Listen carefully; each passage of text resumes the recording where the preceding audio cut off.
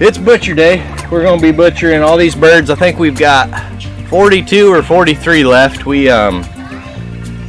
I'll show you. It's really hard to catch them this time. Usually they're not near as hard to catch, but these birds are a little bit wild. We've had a bobcat come in and be stealing them. So, but we put them in these crates, stick them in the shade. They won't be there long. This whole process takes, I don't know, 2 or 3 hours. So it's not too bad. And we'll take them from these crates. And then this is our kill cones. Kill cones, you put them in upside down, their head hangs out, and we'll catch all the blood in the buckets. I probably won't show that part, but some people just cut the jugular. I like to just cut their head clean off. It's easier for me, and I feel like they die a little quicker that way, but I put a little bit of tension with my left hand and just slice with a good sharp knife. We let them bleed out for a little bit. Usually I'll bleed 4, and then I'll scald them. Scald water, ideally you want it to be about 140 is what I usually shoot for, but anywhere between 135 and 150. If it's in that range, I'll go ahead and scald chickens. I scald them 2 at a time, and we leave them in there until you pull on a toe. You can feel the skin just slip loose, and then you know all those feathers will come clean off. Then we move over here and got a plucker, which you can hand pluck them. If you scald them just right, those feathers come off real easy, but we do a lot of birds, so we got a plucker. And drop them in there and just rinse water continuously the whole time, washes the feathers out. And from there, I'll bring them over to a table. Want a good sharp knife and sharpener, keep it sharp. But here I will eviscerate, just gut the birds, cut their feet off, cut all the parts off, clean them up, and then we'll come back here, and we've got a Brianna. She will rinse and clean all the little parts up that I missed. So I do that. I do the first half of butcher, which is just the main part, and she'll clean the birds up real good for our final process, and then we'll just come over.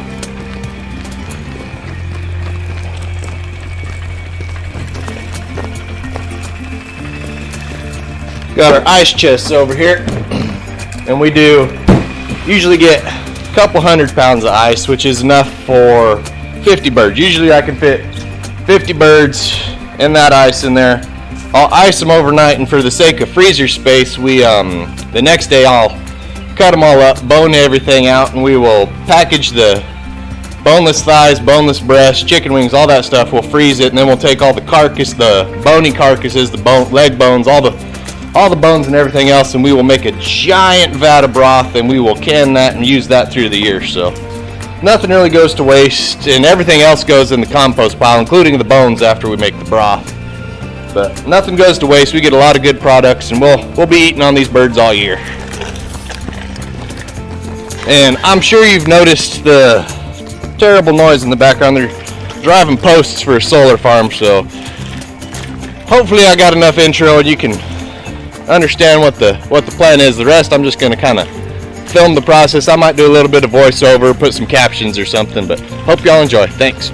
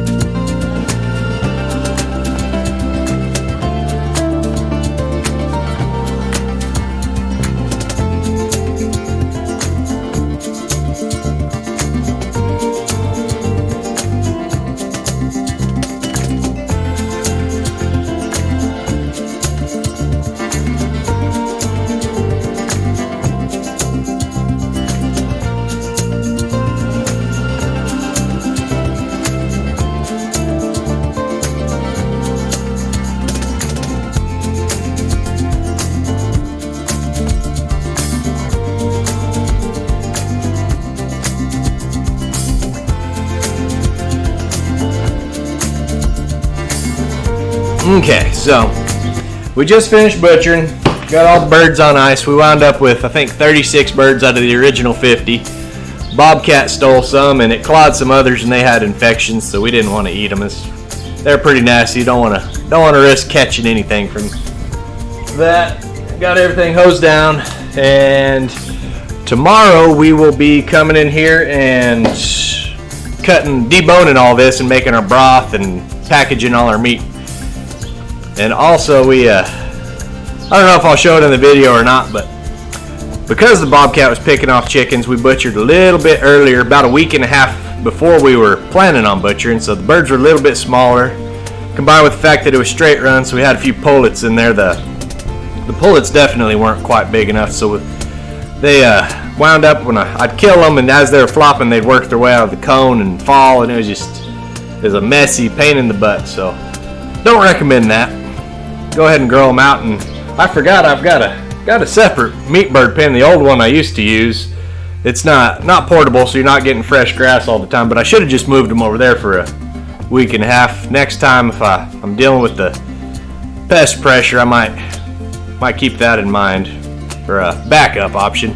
It's not ideal. It gets a little nastier than the fresh grass, and birds, the meat quality's not quite as good as moving them through that fresh grass 2 or 3 times a day, but that's better than losing your birds to predators. So that's going to be it for this video, and we'll catch y'all on the next one. Thanks for watching.